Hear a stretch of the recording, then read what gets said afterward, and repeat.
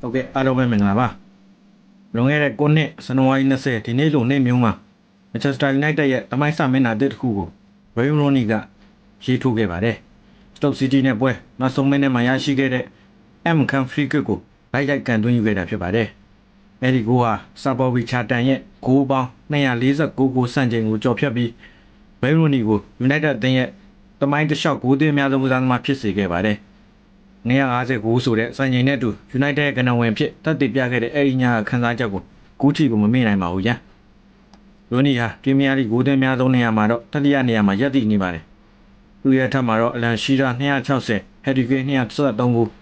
အသီးသီးရှိကြပါတယ်။ Wayne Rooney ကတော့